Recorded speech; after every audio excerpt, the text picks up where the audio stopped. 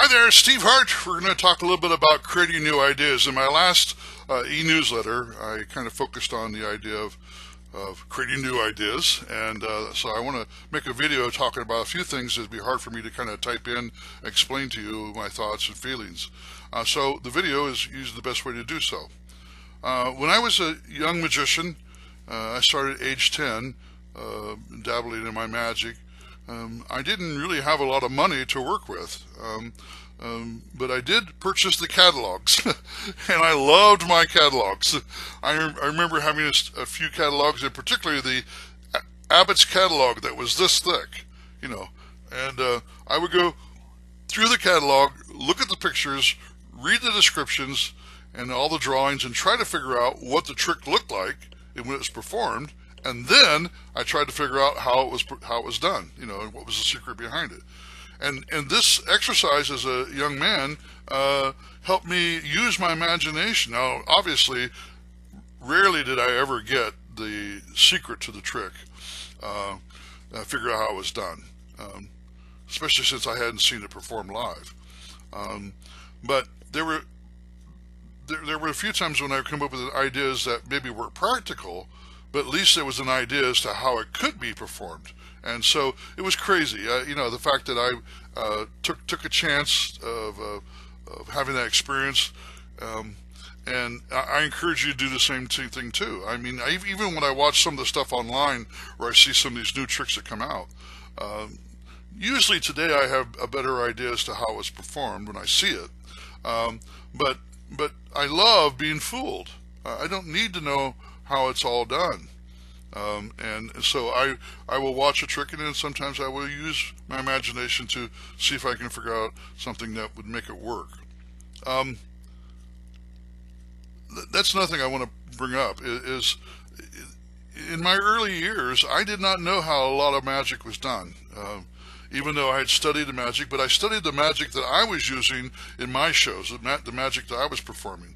And I didn't know how a lot of the other things were done, like areas of escapology and mentalism. Those are not my areas that I pursued.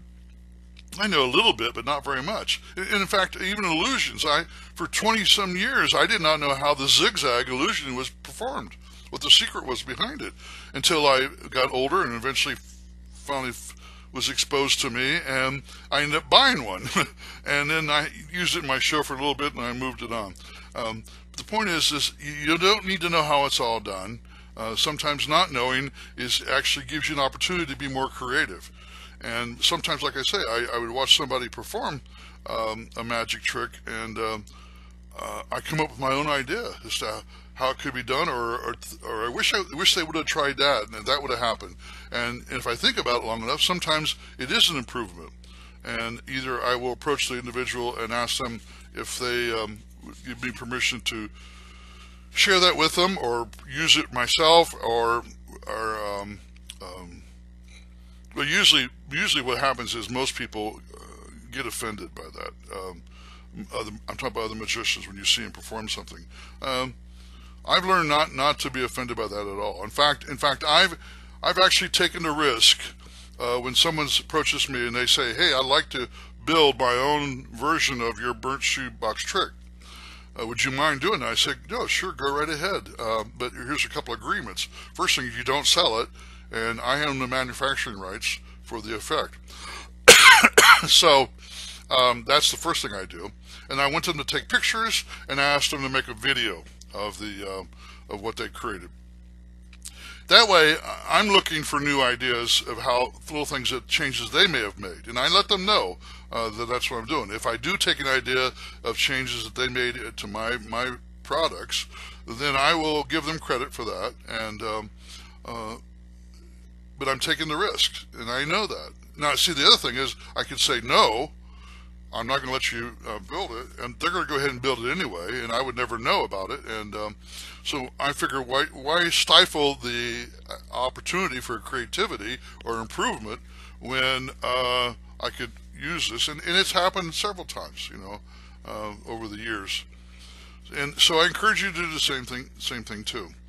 Anytime you see something that you really enjoy and you feel has value to it, and you go to the creator or the person you're seeing perform it, and if they're not the creator, then find out who is, and see if you can build your own or do your own version. I would not go into manufacturing unless you get permission to do so. Another area that I want to talk about that gives you an opportunity to being creative is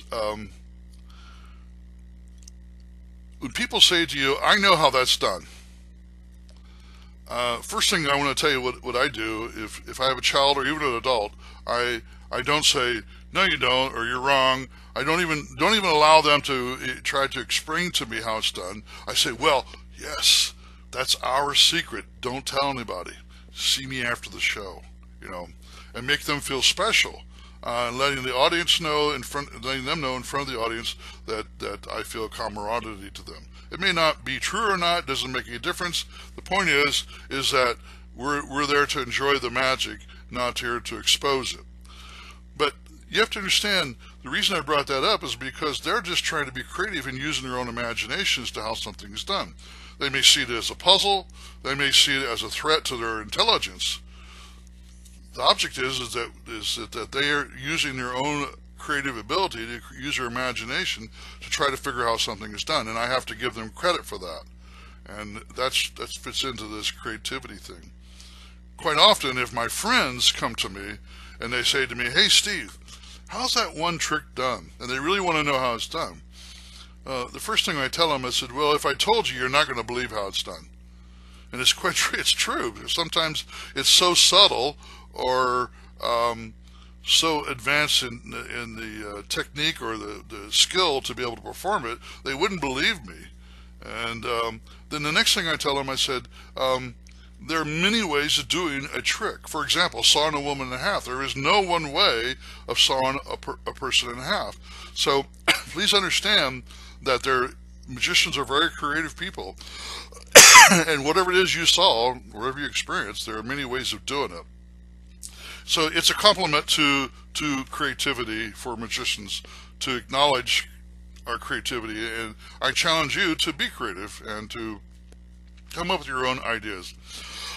And if you see something that I perform or someone else performs and you come up with a new idea, share that idea with them, and let's further along our creativity. So I wanted to share those things with you, so I hope you enjoyed this. Bye now. Catch you later.